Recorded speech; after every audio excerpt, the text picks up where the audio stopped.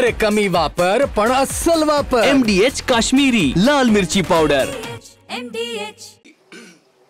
पाकिस्तान कसं खोटारड आहे की ते स्वतःच त्यांनी अतिरेकी हल्ला केला आणि नंतर विक्टिम कार्ड खेळायला लागले की आम्ही कसे बिचारे आहोत आणि आमच्यावर कसा अन्याय झाला.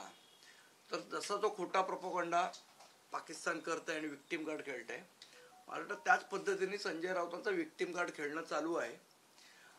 आणि म्हणजे तुमचा काय नरकातला स्वर्ग म्हणायचा आणि बाळासाहेबांपासूनच्या सगळ्या स्टोऱ्या सांगायच्या.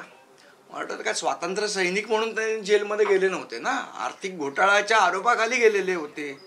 स्वतःला स्वातंत्र्य सैनिक म्हणून पोर्ट्रेट करा. तुम्ही काय शहीद भगतसिंग आहात का की तुमच्या जेलवर तुम्ही पुस्तकं लिहिताय ते?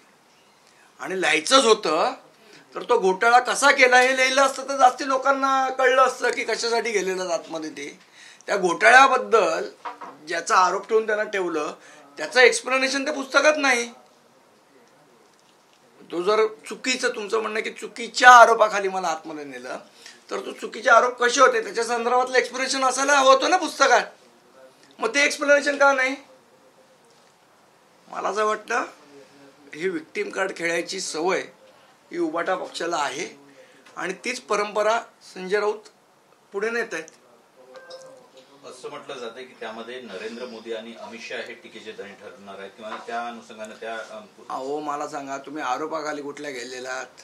आर्थिक घोटाळ्याच्या आरोपाखाली गेले तर त्याच्या संदर्भातलं एक्सप्लेनेशन तुम्ही त्या पुस्तकात का नाही लिहिलं? की समजा तुम्हाला असं वाटतंय की माझ्यावर खोटे आरोप झाले आणि मला जाणीवपूर्वक जेल, मग त्याच्याबद्दल लिहायला नको का त्या पुस्तकात? नाही, त्या गोष्टी ते बाळासाहेबांच्या वेळात आता बाळासाहेब पण नाही सांगायला खरं का खोटं ते, आणि तुम्ही त्यांच्याबद्दल लिहिताय. मला असं वाटतं हे म्हणजे काय आता स्वर्गात बसून स्वप्न बघितली की नाही मला माहित नाही. त्यांनी पत्राचार आर्थिक गैरव्यवहार प्रकरण झाकण्याचा प्रयत्न आहे एकंदरीत त्या पुस्तकात. मला असं वाटतं त्याच्याबद्दलचं एक्सप्लेनेशन यायला पाहिजे होतं पुस्तकात. ते का नाहीये? तुम्हाला ज्या आरोपाखाली आतमध्ये ठेवलं त्याच्याबद्दल तुम्ही एकही शब्द लिहित नाही आणि नाही त्या नको त्या गोष्टी त्याच्यामध्ये लिहित राहतात की राज ठाकरेंनी मला फोन करायला पाहिजे होता आणि अमुक नि तमुक. तुम्ही काय स्वातंत्र्य सैनिक होतात तुमच्यासाठी फोन करायला? त्यांनी असंही उल्लेख केलेला आहे की एकूणच जेव्हा माझ्यावर अटकेची कारवाई होती त्यावेळेस नरेंद्र मोदी आणि अमित शहा यांच्यापर्यंत संपर्क साधण्याचा प्रयत्न केला. अमित शहा यांना फोन पण केला आणि ते संभाषण आहे ते देखील त्यांनी पुस्तकात तसंच्या तसं लिहिलेलं आहे की अमित शहा यांच्यासोबत संजय राऊत यांनी फोनवरून जी चर्चा केली ती. मला वाटतं एकूणच या सगळ्या प्रकरणामध्ये कशा पद्धतीनं दबावाचं राजकारण होतंय हे सांगण्याचा प्रयत्न अमित शहा यांनी संजय राऊत यांनी केला असल्याचा दावा त्यांनी पुस्तकाच्या मार्फत केला. मी तर काय पुस्तक वाचलं नाहीये आणि ते विकत घेऊन वाचावं असं काय पुस्तक आहे असंही मला वाटत नाहीये. त्यामुळे बघू आता तुमच्या माध्यमातूनच काय येतील तेव्हा बोलू त्याच्यावर. ईडी आणि इन्क्वायरी ज्या एजन्सीज आहेत त्यांच्या संदर्भात देखील त्यांनी प्रश्न उपस्थित केलाय. त्यांनी सांगितलं की ईडीला सुरुवातीच्या काळामध्ये ज्या माहिती मिळण्याचे सोर्स होते ते वेगळे होते आणि आताचे सोर्स वेगळे. या मताशी तुम्ही सहमत आहात? माझी कधी अजून ईडी इन्क्वायरी झाली नाही त्यामुळे मला काय कल्पना नाही. पण ज्या पद्धतीने किंवा ईडी इन्क्वायरी होईल असंही काही वागलेलं नाही मी. ज्या पद्धतीने तो संजय राऊत प्रोपगंडा करतायत की ईडी आणि या गोष्टींचा चुकीचा वापर केला.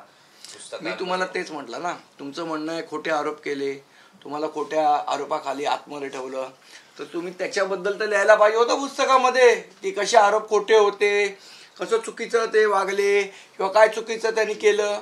त्याच्याबद्दल एक चकार शब्द नाही. ज्याच्यासाठी तुम्ही जेलमध्ये गेलात त्याच्याबद्दल एक चकार शब्द नाही. आणि नाही त्या गोष्टी ज्या त्याच्याशी संबंधित गोष्टी लिहून ठेवल्या.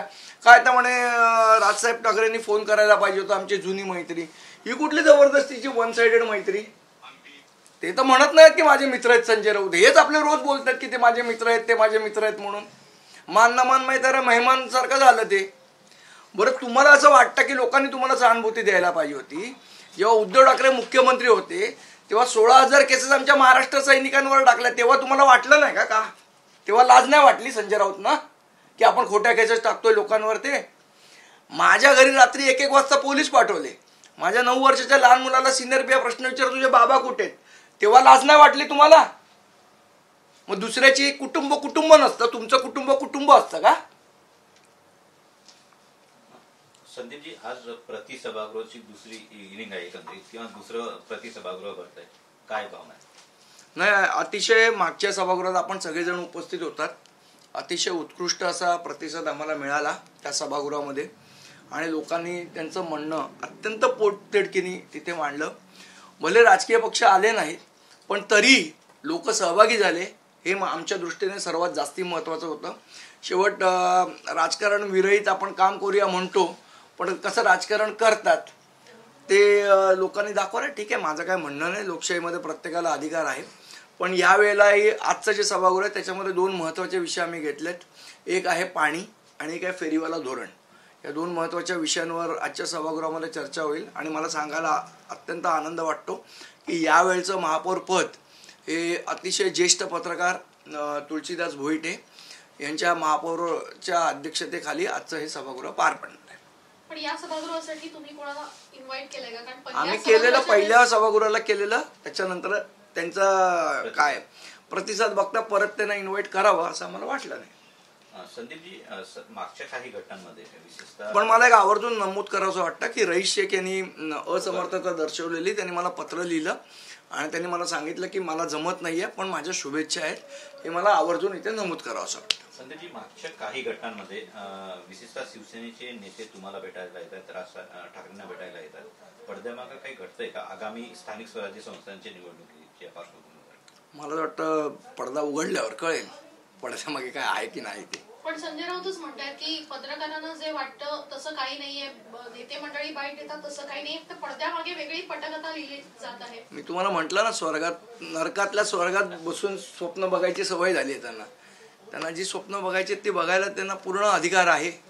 त्यांच्या स्वप्नात दोष आणण्याचं काम मला करायचं नाहीये. अगदी पालिका निवडणूक तोंडावर असताना संजय राऊत यांचे पुस्तक येते, तर याचा काही परिणाम निवडणुकीवरती पाहायला मिळेल? कारण की प्रत्येक गोष्ट ही निवडणुकीच्या किती प्रतीक खपतात त्याच्यावर आहे. निवडणूक अनेकदा जेव्हा महानगरपालिका सामनाचा पण तेवढा खप नाहीये जेवढा तुम्ही दाखवता तेवढा. मुंबई महानगरपालिकेची निवडणूक जेव्हा येते तेव्हाच अनेकदा इमोशनल राजकारण हे प्रादेशिक पक्षाकडून खेळलं जात असल्याचं देखील म्हटलं जातं. आणि अशाच पद्धतीचं प्रादेशिक पक्षांकडनं नाही, उबाटाकडनं स्पेसिफिक उबाटाकडनं खेळलं जातं. व्हिक्टीम कार्ड खेळायची त्यांना सवय झाली आहे. बघा मी कसं गरीब आहे आणि मग माझं कसं मुख्यमंत्रीपद घालवलं, आपण काय शेण खाल्लंय हे लोकांना सांगत नाहीत ते. संदीपजी, नरकातला स्वर्ग आज येतोय, याच्यापूर्वी तुम्हाला पण अटक झाली होती, तुम्ही पण तुरुंगात राहिला, काही पुस्तक लिहायचा विचार आणि लिहिणार तर त्याचं शीर्षक काय? संजय राऊतांनी एवढा मी चांगला लेखक नाही, त्यामुळे आत्ता तरी माझा काय विचार नाही. पण मी राहिलेलो जेलमध्ये ते मराठी पाटीच्या आंदोलनासाठी राहिलेलो. मी राहिलेलो जेलमध्ये ते कॉन्ट्रॅक्टर इंजिनियर नीट काम करत नव्हते, त्यांना खड्ड्यात उभे केलेलं ह्या कारणासाठी राहिलेलो. मला अटक करण्याचा, खोटी केस टाकण्याचा प्रयत्न, मी कुठल्या तरी महिला पोलीस अधिकाऱ्याला धक्का दिला, अशी खोटी केस टाकून मला अडकवण्याचा प्रयत्न केला. त्यावेळेला पण मी अँटिसिपेटरी बेल मला मिळाली, कारण माझी बाजू खरी होती म्हणून. त्यामुळे मला वाटत नाही की मला काही सांगायचं आहे. हा जेलमध्ये कसं आयुष्य असतं ते मला वाटतं माझ्यापेक्षा जास्ती संजय राऊतच सांगू शकतील, कारण मी राजकीय कैदी म्हणून होतो आणि ते आर्थिक गुन्हेगार म्हणून होते आणि दोघांना वेगवेगळी वागणूक जेलमध्ये मिळते.